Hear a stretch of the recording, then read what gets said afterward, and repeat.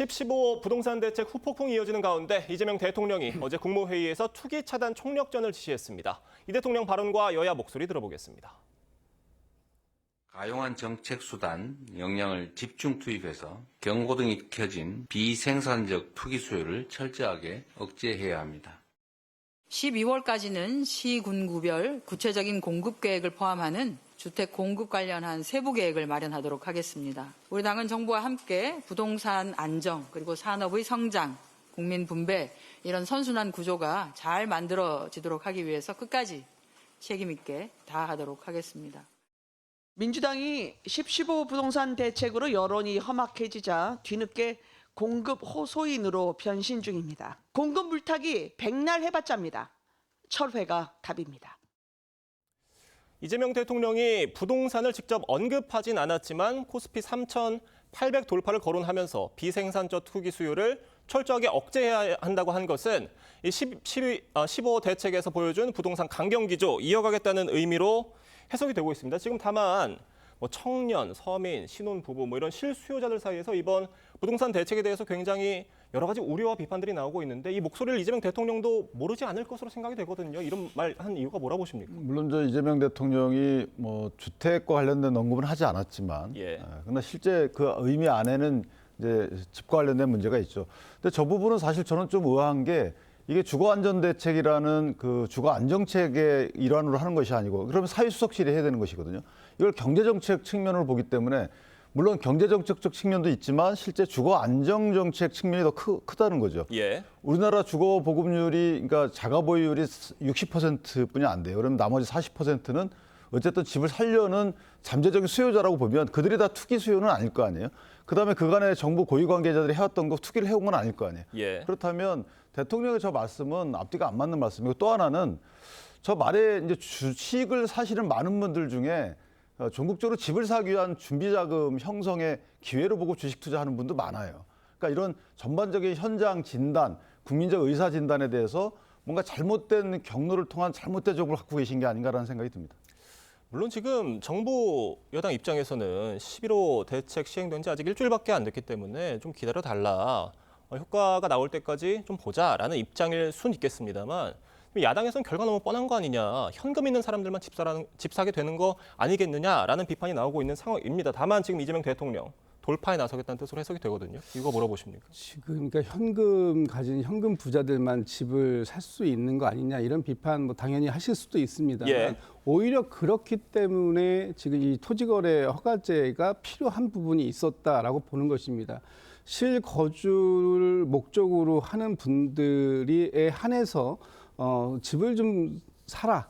지금 이런 사인을 보내고 있는 거 아닙니까? 소위 이 갭 투자를 통해서 이 과수요가 발생되는 부분을 좀 제어해야 할 필요가 있다. 특히 지금처럼 부동산의 가격이 소위 불장이라고 얘기할 정도로 그 계속해서 이 가격이 급등세를 가지고 간다면 오히려 실수요자들이 주택을 구입할 수 있는 그런 기회는 점점 더 줄어들 수밖에 없다. 이런 측면들을 감안한 것이 이번 10.15 부동산 대책의 주요 핵심적인 내용이라고 보고요.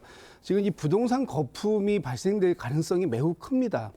만약에 이 부동산 거품이 일순간에 꺼지는 소위 일본에서의 잃어버린 30년과 같은 상황이 온다면 지금 우리나라도 그런 가능성이 사실 상당히 존재하는 부분이 있습니다. 물론 일본과 우리를 단순 비교할 수는 없습니다만 그럼에도 불구하고 지금의 이 불장이라고 하는 부동산 과열 현상은 정상적인 상황은 아니다. 그리고 그런 상황들 때문에 오히려 서민이라든지 신혼부부라든지 실수요자들에게 더욱더 주택 공급의 기회가 줄어들 수밖에 없는 상황이라면 부동산 가격을 안정화시키는 것이 오히려 그분들에게 더 많은 기회를 제공할 수 있는 그런 상황을 만들어 가겠다라는 것이 정부의 확고한 의지다 이렇게 말씀드려야 될 것 같습니다. 그러니까 그럼 불장을 잠재우겠다라는 이유로 어떤 정부가 최후의 카드죠.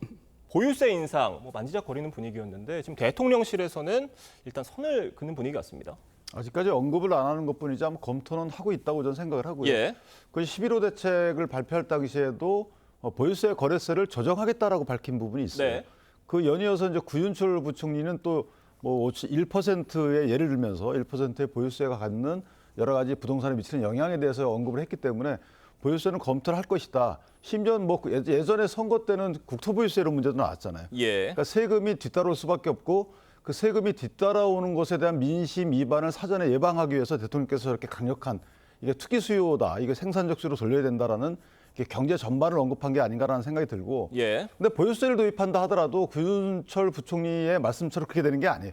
보유세가 들어오게 되면 한 채 갖고 있는 분들은 어떡하죠?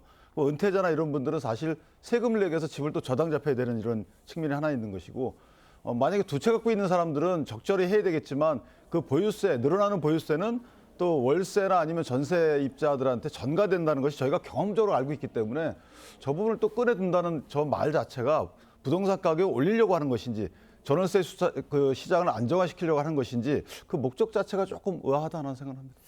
이 보유세 인상 관련해서 당정 간의 미묘한 온도차가 있다라는 분석도 나오고 있습니다. 그러니까 당으로서는 사실 내년 지방선거뿐만 아니라 수도권 민심 고려하지 않을 수가 없는 상황일 텐데 이런 차이가 나온 이유가 어디 있다고 보십니까? 글쎄 뭐 지금 당에서 예. 그 보유세를 검토한 적이 없기 때문에 이 부분에 대해서 정부와 지금 엇박자가 있다, 온도차가 있다 이렇게 얘기하는 건 좀 먼저 좀 그 과잉되게 해석된 부분이 있다라는 것이고요. 예. 지금 정부에서도 보유세 인상을 적극적으로 검토하고 있다. 이렇게 뭐 발표한 적이 없습니다. 오히려 이제 구윤철 그 장관께서 좀 보유세는 이제 합리적인 조정이 필요하다라는 개인적 의견을 말씀 주신 것 같은데 보유세나 거래세의 어떤 합리적 조정은 때에 따라서 그 적절성 필요에 의해서 검토될 수는 있을 것 같습니다만 지금 당장 그것을 검토해야 할 상황이냐라고 봤을 때 당에서는 아직은 그런 부분들에 대한 검토를 해야 할 시점은 아닌 것 같다라는 것이고요.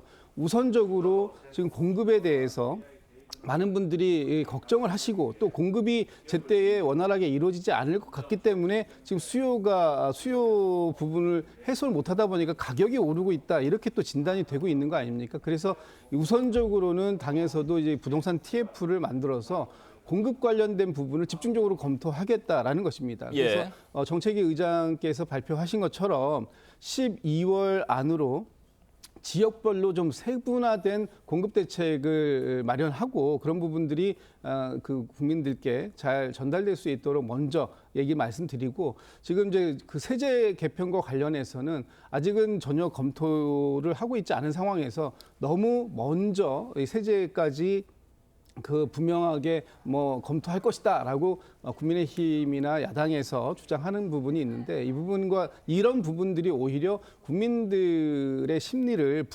불안하게 만드는 요소가 될 수 있다. 그것이 또 오히려 가격이라든지 지금 투자를 지금 해야 할 시기가 아니냐라고 볼 수 있기 때문에 예. 좀 야당에서도 정부 대책을 좀 믿고 기다려 보시는 또 좀 지켜봐 주시는 그래서 지금 그 부동산 시장이 좀 안정화될 수 있도록 같이 좀 협력적 그 자세를 좀 보여주시면 좋겠다 이런 생각입니다.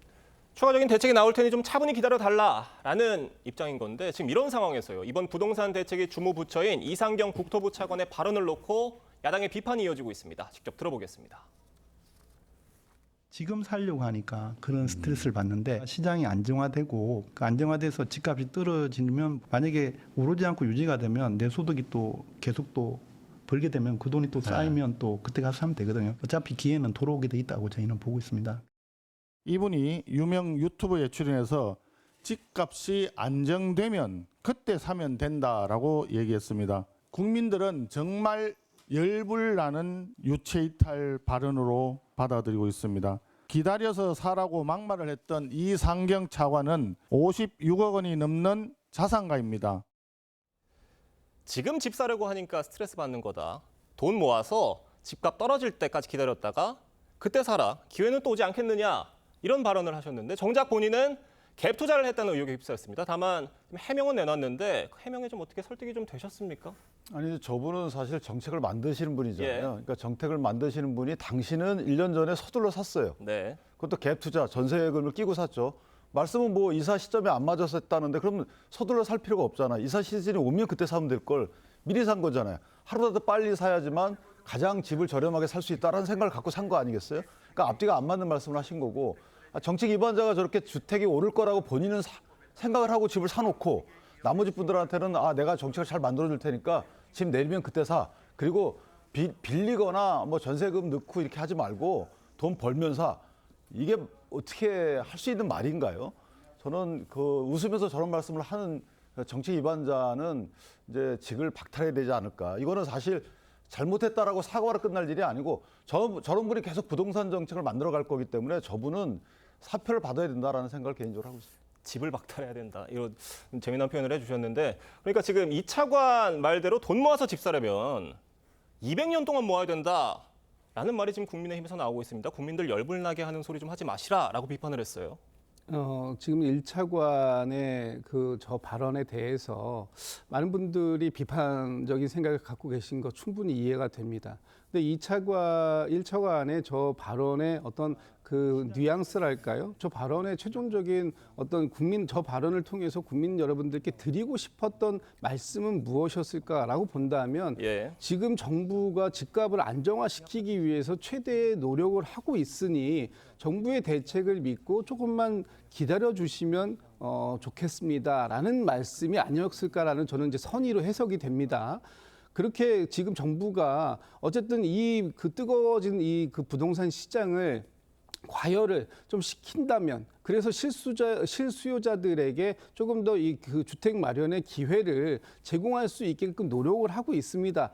다만 지금 상황에서 투자하시고 하실 때 많은 부분들이 그 어떤 규제를 받는다고 한다면 그 규제에 대해서 불편해하실 수 있습니다만 조금만 정부를 좀 믿고 기다려 주십시오. 이런 말씀을 하시고 싶었던 거라고 봅니다. 네. 그리고 지금 이제 정부 그 정책을 위반하는 사람들이 본인은 이미 다 해놓고 내로남불식으로 이게 뭐 하는 것이냐 이렇게 이제 비판을 하면 사실 할 말은 없어요. 그러나 그렇다고 해서 정부의 정책을 위반하는 모든 사람들이 무주택자가 정부 정책을 주택 정책을 위반해야 되는 건 아니지 않습니까? 그렇기 때문에 어떤 개인 한 사람의 입장을 가지고 그것이 정부 전체의 입장이다 이렇게 또 비판하신 것도 좀 과도한 비판이라고 보고요.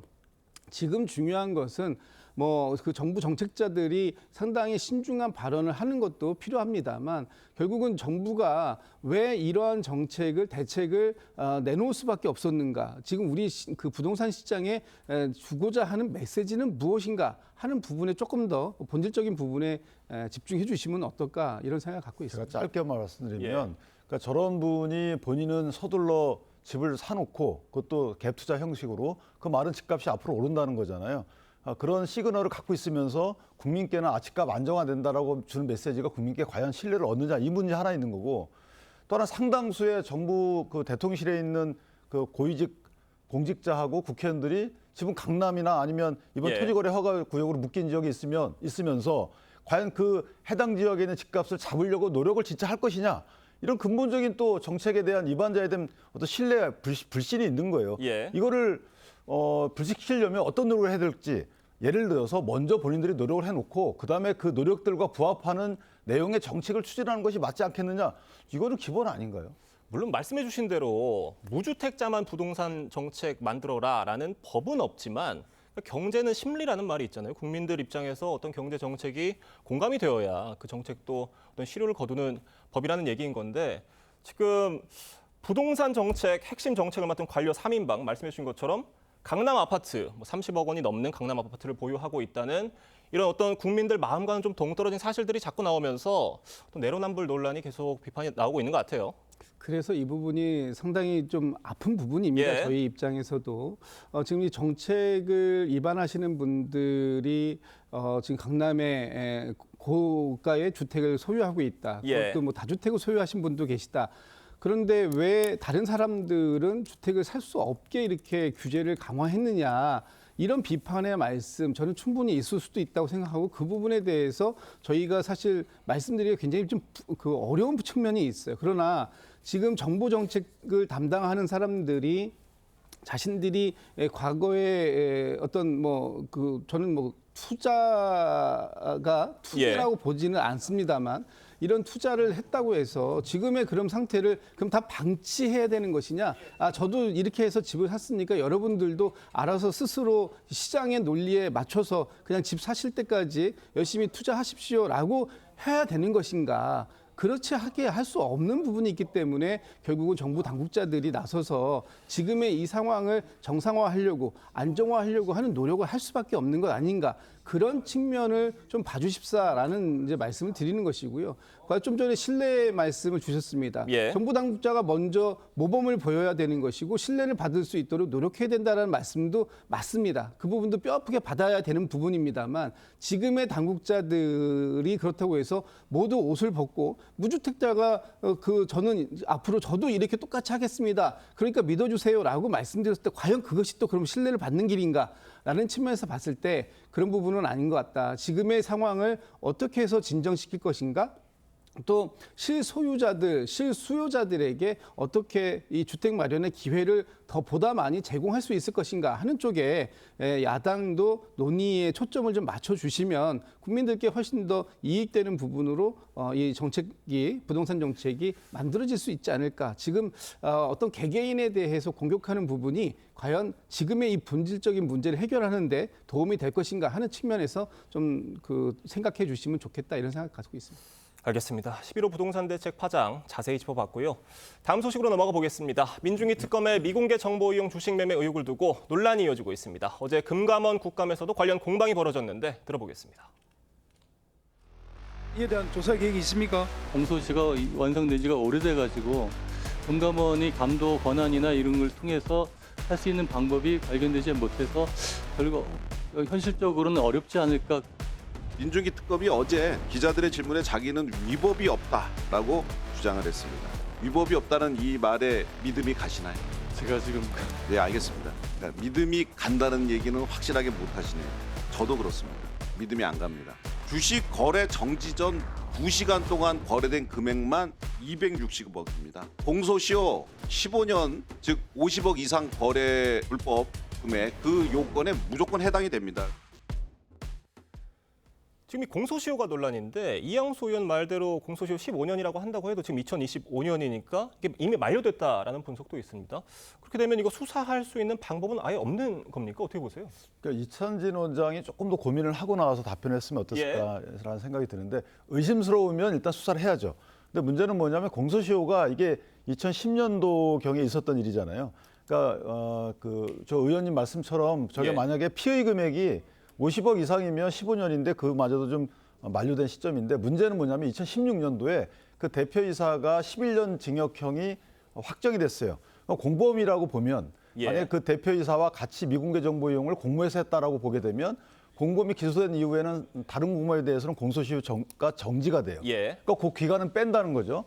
그러면 2016년부터 다시 시작이 된다라고 치면 아직은 남아있거든요. 10년이니까 내년까지인 거예요? 네, 남아있는데 문제는 2010년도 3월 달에 시작이 된다고 보고 그때로부터 대표이사가 기소될 때까지가 얼마 걸렸는지 모르겠어요. 그 기간은 진행이 됐기 때문에 그걸 더한다 그러면 지금 아주 촉박하거나 만료됐거나 그러면 기관을 알고 나왔어야죠. 이찬진 금감원장은 그 기간을 파악하고 나와서 이래서 만료됐다라고 하거나 이래야 되는데 국민을 대신하는 그 국회의원의 질문에 대해서 저렇게 막연히 답변하는 것도 문제가 있어 보인다 이렇게 판단이 됩니다. 어제 금감원 국감에선 이 문제도 논란이 됐습니다. 저희 TV조선 취재 결과 민특검이 사고판 주식수가 이 동창 회사 오너 2세에게 지급된 지분과 동일한 12,036주로 확인이 되면서 이게 만주 클럽이 있는 거 아니냐 이런 의혹이 제기가 된 거거든요. 어떻게 보십니까? 글쎄 이 부분을 과거의 대장동 50억 클럽과 비교해서 뭔가 클럽처럼 이렇게 여러 사람들에게 이 주식을 나눠주고 그 어떤 대가를 바란 거 아니냐 이렇게 이제 의혹을 제기하시는데 지금 민중기 특검 측에서 얘기하는 걸 보면 이건 전혀 다른 사안으로 보이고요. 민중기 특검 측에서 얘기한 건 이건 뭐 동창들 대종고 출신의 동창들의 소개를 통해서 이 주식을 구입했고 또 이 부분에 대해서 매도를 할 때도 어떤 미공개 정보라든지 또는 회사 관계자의 조언을 통해서 이 주식을 매도한 것이 아니라 친구들끼리의 사이에서의 그런 그 논의가 있었던 사안이다 이런 식으로 이제 지금 얘기를 하고 있어서 지금 당장 이 부분이 불법성을 가지고 있다, 위법적이었다라고 얘기할 수는 없을 것 같습니다. 그러나 이제 이 특검을 지휘하고 있는 민중기 특검이 이 문제에서 조금 더 계속해서 이런 공격을 받았을 때 이런 부분들을 저희 입장에서 볼 때는 과연 이것이 민중기 특검 개인을 공격하는 것인가, 아니면 민중기 특검이 맡고 있는 김건희 특검 자체를 무력화시키거나 또는 지금 김건희 특검에 대해서 예. 그 소위 김건희 방탄을 위해서 공격하는 거 아니냐, 이런 식의 정치적 해석도 충분히 가능한 부분이 있기 때문에 이 부분에 대해서 민중기 특검에게 보다 구체적인 소명을 요구하실 수는 있을 것 같습니다만, 그렇다고 해서 지금 민중기 특검이 특검을 사임해야 한다든지, 또는 민중기 특검이 지금 그 2차까지 연장을 해서 지금 김건희 특검이 다음 달 28일경까지 이어지게 되어 있는데, 이 마지막 김건희 특검을 흔들려고 하는 그런 취지의 공격이라면 그 부분은 수용하기 굉장히 어렵다, 이런 말씀을 드려야 될 것 같습니다. 다만 이 사장 자녀들이 취득한 주식과 어떻게 한 자릿수까지 똑같을 수가 있느냐, 지금 이 부분. 그러니까 민중기 특검이 어떤 방식으로 누구에게 무슨 얘기를 듣고 저 주식을 취득하고 또 기가 막힌 타이밍에 팔았느냐, 이 부분에 대해서 좀 더 구체적인 설명이 나와야 된다라는 얘기는 물론이고요. 지금 민중기 특검이 수사에서 배제돼야 한다는 주장도 자연스러워 보인다는 평가예요. 수사 배제는 스스로 본인이 선택을 해야 되는 문제예요. 네. 중앙지방법원장까지 했던 법조인이기 때문에 저 정도 패턴에서 저게 과연 위법성이 없다라고 본인이 얘기할 수 있을까? 나머지는 해명을 못하는 걸로 보여져요. 저희 회사가 2000년도에 설립이 됐는데 근데 자본금이 5천만 원도 안 되는 회사였어요. 예. 그리고 본인이 500만 원어치 만주를 샀다고 합니다. 그다음에 2009년도에 상장을 하죠. 상장해가지고 또 뭐 이게 배당이 됐나 보죠. 그래서 2,000줄 더 산 건데 그게 다 비슷해요. 그리고 관련된 고교동문 등이 금감원의 고위 간부였기도 하고, 이 제가 볼 때는 약간 보험 듯한 느낌이 들어요. 이분은 그 당시에 뭐 법조인이었으니까 예. 뭔가 회사의 대표가 나중에 7,000명으로부터 4,000억 원 정도의 사실은 이제 거의 근사기죠. 이런 걸로 그 처벌을 받았을 때 보면, 사기죄는 아닙니다만은 그런 걸로 보면 실제 많은 사람들로부터의 돈을 어떻게 보면 빼돌린 거잖아요. 그러면 그 나중에 본인이 받게 될 법적 처벌이나 어떤 당국의 어떤 조사 이런 거에 대비해서 보험이 든 게 아닌가라는 생각을 하게 될 수밖에 없죠. 왜냐하면 굳이 왜 저렇게 했느냐. 그다음에 매도한 시점도 대표가 2010년도에 2월 달쯤에 외부 감사인으로부터 나 현장 검증 나가볼게, 그 이후에 집중적으로 매도를 했다는 거잖아요. 그럼 뭔가 매도 시점도 그렇고 그다음에 주식의 보유수나 매도 과정도 그렇고, 글쎄요, 이거를 어떻게 위법성이 없다고 본인이 단정하는지, 그러려면 구체적으로 내가 누구한테 들어서 했는지, 예. 언제 얼마씩 몇 주씩 팔았는지에 대해서 구체적인 해명을 하셔야죠. 그리고 지금 이 논란의 핵심 중에 하나가 이 네오세미테크라는 회사가 김건희 여사도 주식을 사고 판 그 회사, 같은 회사이기 때문에, 다만 지금 민중기 특검에 수사를 하면서 또 김건희 여사를 수사를 하면서 어떤 범죄 혐의 케이스 중 하나로 저 회사 주식을 사고 판 얘가 언급이 됐었다는 점입니다. 도대체 그러니까 이 부분에 대해서 이 정당성이 유지가 될 수 있을까라는 여러 가지 지금 의구심 나오고 있는데요. 그런 걱정들도 있고, 그 부분에 대해서 야당이 집중적으로 지금 의혹을 제기하시고 민중기 특검을 에게 입장을 요구하시는 부분, 충분히 저는 그 부분은 이해가 됩니다. 그러나 그렇다고 해서 지금 민중기 특검이 특검에서 배제돼야 된다. 그리고 특검에서 이 민중기 특검을 지금 특검에서 배제하게 되면은 사실상 민중기 특검을 해체하라는 말과 다름이 아닌 것인데, 이것이 그럼 무엇을 위한 목적인가? 김건희 특검을 하지 말자라는 결국 그런 주장을 하시기 위해서 지금 민중기 특검을 공격하려고 하는 거 아닌가? 이렇게 볼 여지가 충분히 있다. 다른 분이 수사를 하실 수도 있는 거죠. 지금 수사는 민중기 특검이 직접 하고 있는 건 아닙니다. 사실 특검보들이 하고 있고, 파견 나가 있는 검사들이 직접 수사를 하지, 민중기 특검이 실무적인 수사를 지금 직접 진행하고 있는 건 아니지 않습니까? 전체적인 김건희 특검에 대한 지휘를 민중기 특검이 하고 있는 것이기 때문에 사실상 민중기 특검을 다른 사람으로 교체해라라고 얘기하는 것 자체가 김건희 특검을 일단 해산해라 이 얘기와 그 주장이 일맥상통하는 것이다 이렇게 볼 수밖에 없기 때문에 그래서 이 문제는 이 문제대로 민중기 특검이 과거에 이 주식 거래에 대해서 의혹이 있다면 이 부분을 수사 고발하실 것 같고요. 그럼 그 부분은 그 부분대로 조사가 진행되고 나중에 그에 대한 합당한 법적 책임을 지면 될 일입니다. 지금 맡고 있는 이 특검에 대해서 흔들려고 하는 시도 이것은 굉장히 부적절하다 이런 말씀을 좀 드려야 될 것 근데 같습니다. 더 부적절한 게 있어요. 왜냐하면 주식 관련돼서 문제가 있는 분이 주식 관련 수사를 담당하는 게 일단 안 맞잖아요. 그러니까 뭔가 부분적으로라도 본인은 손떼겠다라는 선언을 해야 되는 거고 저는 국정감사가 진행 중인데 저런 특검을 불러다가 왜 감사 안 하는지 그것도 문제예요. 법제사법위원회에서 다툼의 여지가 있겠지만 불러다가 당연히 물어봐야 될 거 아니겠어요? 근데 여당 왜 안 합니까 도대체? 이거 덮고 가자는 건가요? 저는 7천 명의 그 피해자가 있는 이런 사건인데도 불구하고 덮자고 하는 것 아니면 불러다가 일단 물어보세요. 그게 맞는 거라고 봅니다. 여당이 움직여서 뭐 증인으로라도 좀 채택을 해서 저는 그렇게 해서 국감에 불러다 나와야 물어봐야죠. 라는 말씀이십니다. 알겠습니다. 오늘 두 분 말씀은 여기까지 듣겠습니다. 감사합니다.